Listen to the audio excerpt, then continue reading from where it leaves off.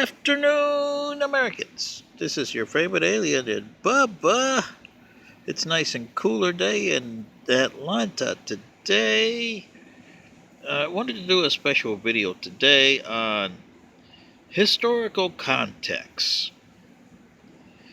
Well, yesterday here, the local CBS affiliate, CBS 46, did their usual harping on the N-word by the African Americans.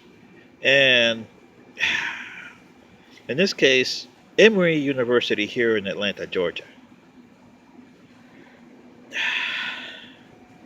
I don't know much about how these professors use the word, but to African Americans, let me tell you, you have to use the word in context when it comes to historical items, specifically the 19th and midway through the 20th century.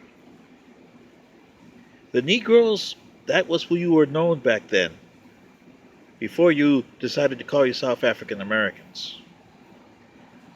And the reason I know this is because for a long time I was called a spick, Latino, wetback, which it's an insult because I'm not Mexican. So you see, and then the Chinese, chinks, they have a cry for this too. African Americans, you don't have uniformity on this. How about the white people? When you call them whites, whiteies, they have a right to growl at you too. And the Japanese, Japs, Nips, World War II, remember that? And some people still call them that. Gooks for the Vietnamese, Charlie. You see what I mean, African Americans? When you open up a Pandora's box with this, now, like I said, if the so-called professors at Emory University are using this outside the historical context, then you got a beef. Yes, you do. But inside historical context, no, you don't. And here's an example. When you view history, you can't view it through 21st century eyes. Even if you're African Americans. Oh, well, we got reparations from slavery. Yeah, right. No, it doesn't work that way. My planet learned that a long time ago, and you guys don't seem to want to learn your lesson. We learned a lesson a long time ago that we had to put out a new what you call a constitution, we called government document.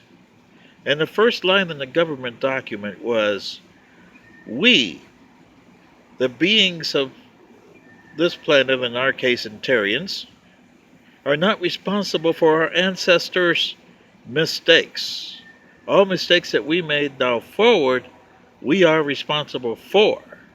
But we're not responsible for the mistakes and misdeeds of our ancestors.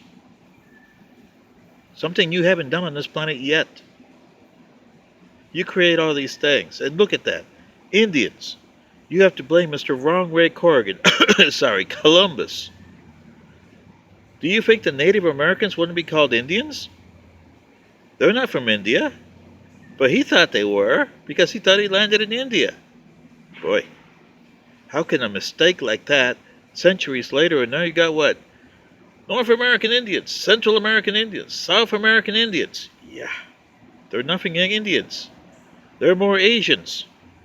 More associated with the Japanese, the Chinese, and the Vietnamese than they are the Indians, even though they're Asians.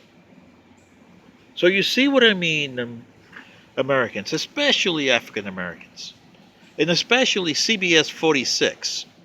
When you do something like, okay, Emory University professors are using the N-word. I've seen a lot of black people use whitey, white people here, white people there, and you don't see the white people going, oh, yeah, you can't use that word. Or how about spick? I've been called a lot of that. Latino, Hispanic. Yeah, right.